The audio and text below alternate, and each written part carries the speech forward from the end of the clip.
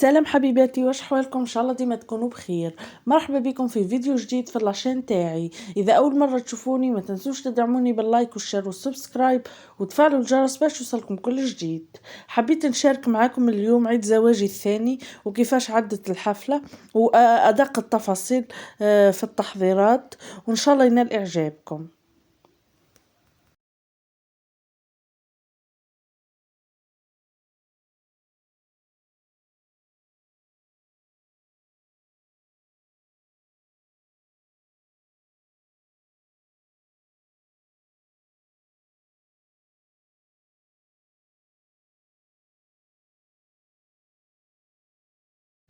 اول حاجه بديت بها في التحضيرات هي لاتارت. راجلي طلب مني كيكه الشامو الفرنسيه، درتها في الدار. يسموها كيكه الشامو الفرنسيه ولا كيكه الكريم كراميل. هي تكون بارده، انا حبيت نديرها في الدار. كما راكم تشوفوا اول حاجه درتها حضرت الفلان اللي هو الكريم كراميل. في مصر هم يسموه كريم كراميل ونحن الجزائريين نسموه الفلان. اخترت الفلان بنكهه الفريز. كما راكم تشوفوا اول حاجه بديتها هي الفلان، من بعد نخليه يبرد. واكيد الحلاوه تاعو انتو اللي تتحكموا فيها. انا ما حبيتش نديرها حلوه ياسر، والصراحه عجبت راجلي.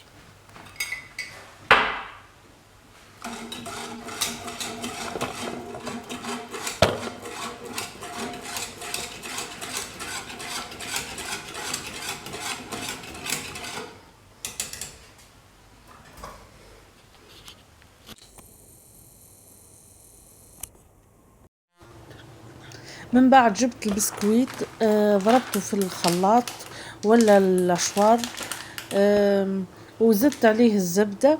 الزبده بعد ما ذوبتها اكيد. وشوفوا التحضيرات خطوه بخطوه قدامكم.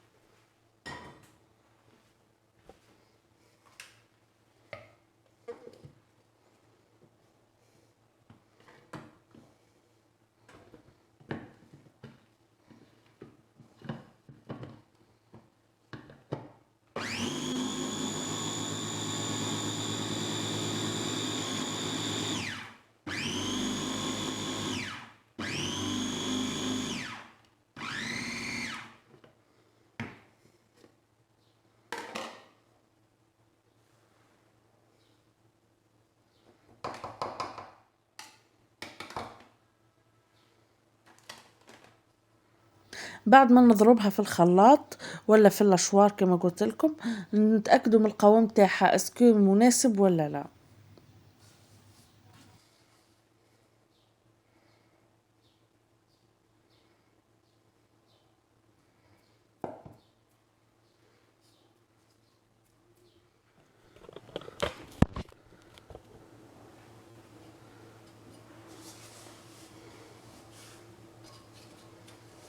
انا هنا الصراحه حطيت البسكويت كامل، ومن بعد كي شفت انه ماهوش القوام اللي راني نحوس عليه، نقصت من البسكويت.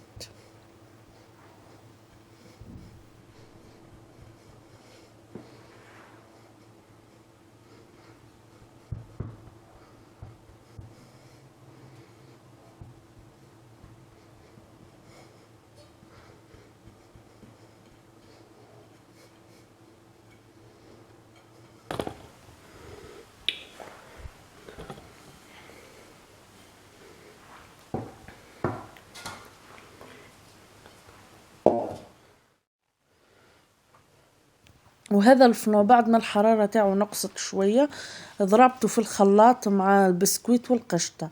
البسكويت اللي تبقى في الاشوار حطيته عليه واضفت عليه القشطة وضربته في الخلاط حتى ولا القوام تاعو كما راكم تشوفوا.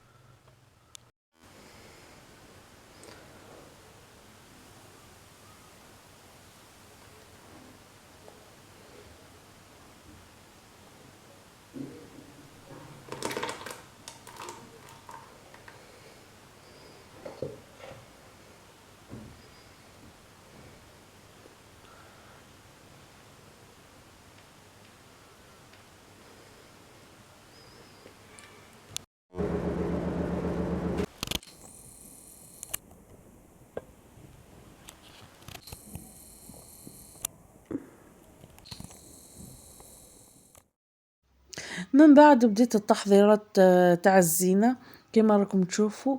حطيت الشمع والورد والنفخات وبرك، يعني حاجة بسيطة. وأهم حاجة إنه الواحد يقضي عيد زواج مليح. وأهم العيد الزواج إنه الواحد يكون متهني في داره والحمد لله.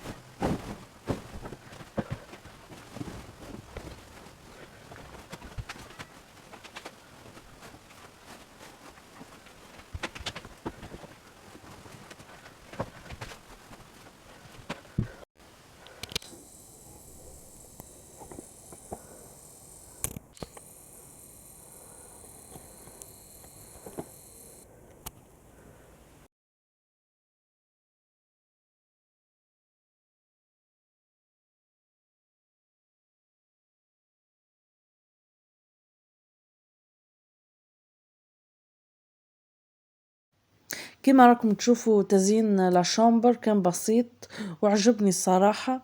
ما حبيتش اني نكثر من الورد وقلت البساطة اهم حاجة.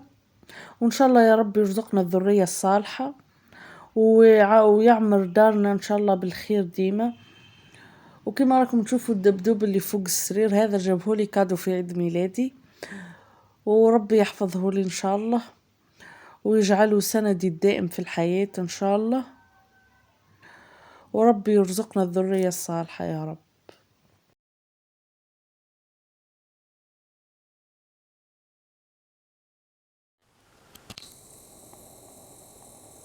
وهذا شكل لطرت بعد ما بردت، زينتها تزيين بسيط بالفريز والبسكويت. وبالنسبة لللبسة لبست القندورة هذه ومعها الاكسسوارات البارور تاعي وحاجة بسيطة وخلاص.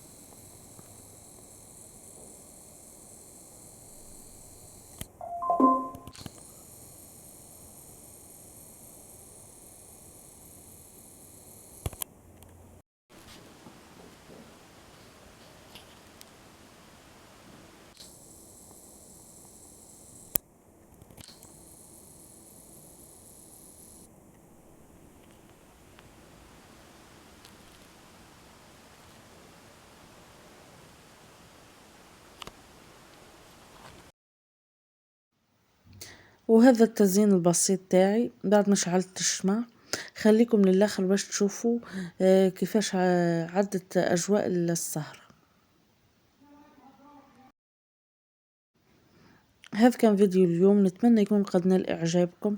ما تنسوش كالعادة تدعموني باللايك والشير والسبسكرايب وتفعلوا الجرس باش يوصلكم كل جديد. وان شاء الله نخلي لكم الرابط الانستغرام تاعي اللي راكم تشوفوا فيه في الشاشة، خليه لكم ان شاء الله في الديسكريبشن. وما بقى لي غير نقول في رعاية الله وحفظه.